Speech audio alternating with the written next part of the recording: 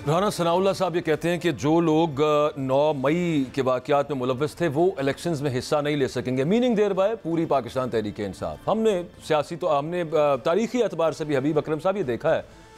अभी peoples party की आप बात कर रहे थे, बहुत सारे लीडर्स, मौलाना कौसर न्याजी साहब, जेलों से इलेक्शन लड़े हैं लोगों ने। तो ये कि जनाब पहले 9 मई को क्लियर करें, 9 मई आपने कर दी तो अब आपको सियासत से कोई लेना देना नहीं हो सकता, ये इरादा नज़र आ रहा है। ये आपको लगता है कि ये जो और बहुत सारी बातें करते हैं कि हमें नॉड मिल गया है, हमें ग्रीन सिग्नल मिल गया है, ये भी कुछ वहीं से आया है, कुछ प्लान जो राना सनाउल्लाह साहब बता रहे हैं? देखिए, जो पाकिस्तान मुस्लिम लीग नून की जो मौजूदा सियासत है, अब ये सियासत बहरहाल वो करना चाहते हैं तो बिस्मिल्लाह जरूर करें। मसला ये है कि इस सियासत उन्होंने अपनी इस सियासत में और साबका सियासत में कोई रिकंसिलिएशन का नुक्ता बयान नहीं किया। यही राना सनाउल्लाह साहब थे, कुछ अर्सा पहले किसी और को कुछ कह रहे थे और आज वो कुछ कह रहे हैं। तो गोया उन्होंने ये बताया है कि हम अवाम के वोटों के मोहताज नहीं, बल्कि हम किसी के नॉड के मोहताज हैं, किसी प्लान या मंसूबे पर चलने वाले लोग हैं। हमारा जमहूरियत से लेना देना नहीं है, अगर उनका मतलब ये है जैसे अभी आपने फरमाया है। लेकिन मैं राना सनाउल्लाह साहब को समझता हूँ कि राना सनाउल्लाह साहब ऐसे आदमी हैं जिनकी जमहूरियत के लिए बड़ी कुर्बानियां हैं। अगर वो अब ये ऐसा करना चाहते हैं तो अब उन्हें तो कोई कुछ नहीं कह सकता। जाहिर है जी, जहां तक पाकिस्तान तहरीक इंसाफ का ताल्लुक है, तो एस्टैब्लिशमेंट के साथ मिलकर आगे बढ़ने का बुनियादी तौर पर इसको किसी सियासी नजरिए की सूरत में पेश ही तहरीक इंसाफ ने किया है। ठीक। जो चेयरमैन तहरीक इंसाफ है, उन्हें कभी भी फौज के साथ, एस्टैब्लिशमेंट के साथ अपनी अंडरस्टैंडिंग को ना तो डिनाई किया है, ना उसमें माजरत खाना रवैया इख्तियार किया है, बल्कि जेल में जाने से पहले तक वो बार बार यही कहते रहे कि मैं मुज़ाकरात करना चाहता हूं, लेकिन इनसे नहीं करूंगा, एस्टैब्लिशमेंट से करूंगा। मुझे खुद तो एक बार उन्होंने बताया था कि वो चाहते हैं कि उनके नजदीक जो पाकिस्तान की तरक्की का रास्ता है वो एक मकबूल सियासी हुकूमत और फौज का आपस में मिलकर काम करने की सूरत में मुमकिन है। तो अब ये उनके ख्यालात हैं। यहाँ पे एक ट्रांजैक्शन लगती है, वहां पे ये मुस्तकिल ख्याल नजर आता है। लेकिन बहरहाल पाकिस्तान के माहौल में मेरा नहीं ख्याल कि जो तहरीक इंसाफ है वो कुछ गलत सोच रही है। पाकिस्तान की पॉलिटिकल रियलिटी में मेरा ख्याल है कि इससे ज्यादा अच्छा कोई रास्ता नहीं हो सकता। बिल्कुल आप ठीक कह रहे हैं। और वो शहबाज शरीफ साहब ने जब वो प्राइम मिनिस्टर थे, वो इस वक्त अच्छा उन्होंने इस आइडिया को ना सिर्फ ओन किया, अडॉप्ट किया, ओन भी कर लिया उन्होंने, और वो फिर उसको अपना बना के उन्होंने 2-3 दफा प्रेजेंट किया है और इन पब्लिक किया है कि ये बेहतरीन तरीका यूं आगे चलने का, कि जिसको वो हाइब्रिड कहते थे उस वक्त, अब वो अल्ट्रा हाइब्रिड भी हो गए हैं बीच में, और वो समझते हैं कि हाँ this is the best way. Khan साहब ने नून है वो पॉलिटिकल ट्रांजैक्शन करती है, उसके यहाँ ख्यालात की यकसानियत नहीं पाई जाती, जबकि Pakistan Tehreek Insaf over a period of time उसके यहाँ ख्यालात की यकसानियत पाई जाती है। वो उसका एक बेसिक आर्गूमेंट है जिसकी रोशनी में वो बाकी तमाम मामलात को देखती है। लेकिन पाकिस्तान मुस्लिम लीग नून के पास वो कोई बेसिक आर्गूमेंट ऐसा नहीं है जिसकी रोशनी में आप उसके नजरियात का अंदाजा कर सके। और अनफॉर्चुनेटली पाकिस्तान पीपल्स पार्टी भी उस बुनियादी और जौहरी दलील से महरूम हो चुकी। तो इस वक्त पाकिस्तान के अंदर जमात अगर आप देखें कि जो अपने ख्यालात को किसी मरबूत शक्ल में पेश करती है वो तो तहरीक इंसाफ ही है, बाकी तो पॉलिटिकल ट्रांजैक्शंस हैं, पॉलिटिकल एक्टर्स। देखें, एक जिस जमात का आप बात कर रहे हैं, आपकी बहुत सारी मुलाकातें रही हैं इस जमात के लीडर के साथ, चेयरमैन तहरीक इंसाफ के साथ, और उनका जो नजरिया है कि पाकिस्तान आगे कैसे बढ़ सकता है वो बड़ा क्लैरिटी है उसके अंदर कि हाइब्रिड मॉडल एक होना चाहिए। अब वो साथ लेके चलना चाह रहे हैं, बल्कि पावर शेयरिंग बाकायदा करना चाह रहे हैं। उसके बावजूद something went wrong. What went wrong बाद की बात, पुरानी बात होगी, उस पर नहीं करते। आपके ख्याल के अंदर can anything go right in future now? वो कुछ बेहतर हो सकता है इनका आगे मामला, या अभी बनबास काटना पड़ेगा खान साहब को? फ्यूचर एक धुंध है, एक धुंध में रास्ता तलाश करना बड़ा मुश्किल काम होता है। जो इस वक्त अगर आप तो बाय द बुक चले तो वो बुक कौन सी होगी जिसको आप कहेंगे कि बाय द बुक चले? मेरा ख्याल ये है कि पाकिस्तान का जो दस्तूर है उसको नजर में रखें और उसको तोड़ने मरोड़ने की नीयत की बजाय उसकी साफ सुथरी सीधी शफाफ तशरीह करें और उसकी रोशनी में आगे बढ़ते चले जाएं। उस पर इम्प्लीमेंटेशन करते रहें तो तमाम रास्ते बेहतर से बेहतर भी निकलते रहेंगे और दुश्मनी के इम्कानात भी खत्म हो जाएंगे। और हम देख रहे हैं कि जो यहाँ पर इदारे या सियासतदान और इदारे आपस में झगड़ पड़ते हैं वो मामला भी खत्म हो जाएगा। प्रॉब्लम ये है कि क्या दस्तूर हम समझते हैं, हम सब लोग इस बात पे मुत्तफिक हैं कि दस्तूर हमें आगे बढ़ने का रास्ता देता है या आगे बढ़ने का तरीका बताता है।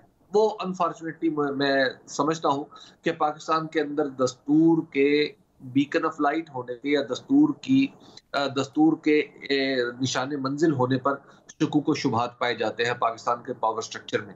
तो यही वजह है कि पाकिस्तान के अंदर जो पॉलिटिक्स है वो थोड़ी पोल्यूटेड भी है। तो आप इसमें से बाज़ औक़ात आप दस्तूर के मुताबिक तज्ज़िया करते हैं, नतीजा किसी और सूरत में निकल आता है। तो ये अभी वो माहौल ऐसा नहीं है जहाँ पे आप ये कह सकें या फोर्सी कर सकें कि चीज़ें राइट डायरेक्शन में जाना शुरू हो जाएंगी। वही ठीक, बिल्कुल ठीक। वो और जो टेम्पलेट्स बन गई हुई हैं, जिसका जहाँ से आपने अपना आर्ग्यूमेंट स्टार्ट किया था, पंजाब और केपी के अंदर वो टेम्पलेट बनी हुई है। उसके अंदर आप कोई भी नंबर्स और फिगर्स उसके अंदर पुट करें, कोई भी सिचुएशन उसके अंदर पुट करें, प्ले दबा दें कंप्यूटर की लैंग्वेज के अंदर, और आगे डिजायर्ड रिजल्ट्स वही हो जाएंगे जो पंजाब और केपी के रहे थे। और उसी की वजह से आगे मामला जो हमें एक खौफ आ रहा है लोगों को, और डर है कि ये वही सारा का सारा सिनेरियो विफाक के अंदर भी रिपीट ना हो जाए। अभी फौज के साथ, इस्टेब्लिशमेंट के साथ, तो आपने कहा कि वो आपको उस तरह से मामला नहीं लग रहा। लास्ट डे आपको याद होगा हबीब साहब, व्हेन खान साहब was arrested, just the night before, एक उनकी वो तकरीर करते थे, उसमें वो आपको याद है उन्होंने रिकंसिलिएशन की बात की फर्स्ट टाइम, और अपने पॉलिटिकल राइवल्स के साथ रिकंसिलिएशन की बात की, उनके साथ बातचीत के हम बैठ के कुछ करेंगे तो आगे बेहतर फैसले ही करेंगे पाकिस्तान के लिए, कि हमारा इजमा अगर हो गया तो वो गलत नहीं होगा, ये कहना था उनका। आपको लगता है कि वो उस पर कायम रहेंगे आगे, जब भी मतलब उनको चांस मिला दोबारा बातचीत करने का, या उनकी पार्टी को? देखिए, अपोजिशन में कुछ और मामला होता है और हुकूमत में आके कुछ और मामला होता है। हमारी पॉलिटिकल पार्टीज की भी बदकिस्मती है कि ये यानी अपने नजरियात पर भी कॉम्प्रोमाइज कर लेती हैं। तो लिहाजा पाकिस्तान तहरीक इंसाफ का ये अमल कि बाकी सबको उसने साथ लेकर चलना है, it is yet to be seen. इसको अमल में आते हुए देखना पड़ेगा। लेकिन अगर आप मुझसे पूछे तो जिस अंदाज से पॉलिटिकल डेवलपमेंट हो रही है, मैं समझता हूँ कि पाकिस्तान पीपल्स पार्टी और पाकिस्तान तहरीक इंसाफ के दरमियान कहीं ना कहीं इस तरह के कार का कोई मौका निकल आएगा। और बिलखुसूस इलेक्शन के मामले पे आप देखिए, दोनों पार्टियां 90 दिन की मुद्दत पर इसरार कर रही हैं।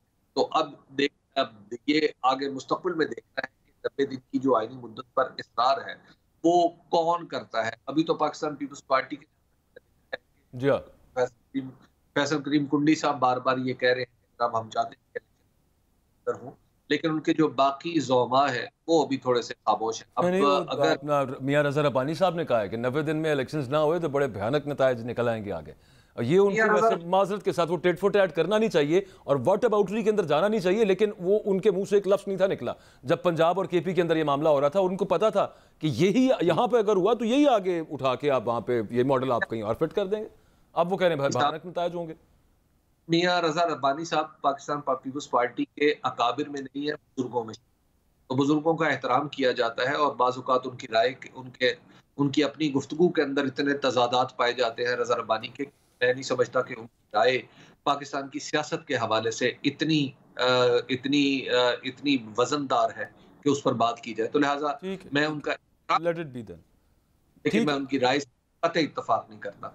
अच्छा ठीक और ना ही अभी भाई ये 9th of May very hapless day, मजम्मत है उसकी, सब करते हैं। अब तो खैर वो जिनसे वो गलतियां हुई वो भी हाथ जोड़ते हैं उस सब मामले के ऊपर, क्योंकि जो लोगों को और ख़ास तौर पे उन फैमिलीज़ को what they had to go through, वो अभी रिसेंटली आपको याद होगा वो बच्चे का वाकया जिसके वालिद की डेथ हो गई, इतना प्रेशर है, वो सब मामला रहा। उसके अलावा कल एक अच्छी खबर ये आई कि जो कुछ ऐसे मुल्ज़िमान जिनको मिलिट्री कोर्ट्स के अंदर ट्राई किया जा रहा है, उनकी मुलाकात करवाई गई उनकी फैमिलीज़ के साथ। यहाँ पे आपको लगता है आगे कोई माफ़ी मिल जाएगी, कोई थोड़ा सा रिलैक्सेशन आएगी, कोई थोड़ा सा कोई रहम आम शहरियों के लिए? ख़वातीन हैं, वो आलिया हमजा हैं, वो सनम हैं, वो तैयबा, और इस तरह की काफ़ी सारी वो जेलों के अंदर हैं, ज़मानतें ही नहीं हो रही, मतलब, और जो आम चीज़ है कानून के अंदर, ठीक है हो गया उनसे वो सब मामला जो था।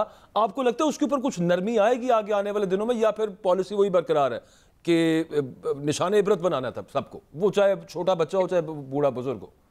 अकबर बाजवा साहब, नरमी या सख्ती का सवाल नहीं है।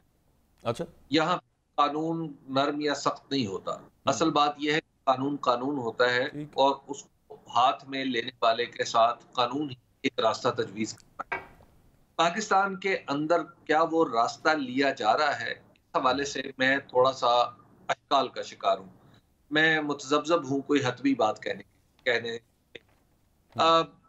अब अगर देखिए मिसाल के तौर पे फौजी अदालतों का मामला है, वो अदालत में सुप्रीम कोर्ट में इस वक्त वो केस चल रहा है, उस हवाले से फैसला हतमी क्या आता है और फिर जो दीगर केसेस चल रहे हैं उस मामले में क्या सिर्फ कमरे अदालत में होने वाली कार्रवाई की बुनियाद पर ही फैसले हो रहे हैं या फैसलों के कुछ इशारे कहीं और से भी हैं। अब ये पाकिस्तान के अंदर अनफॉर्चुनेटली निहायत बदकिस्मती के साथ ये कहना पड़ता है कि आप इन सारे सवालों के जवाब नहीं दे सकते।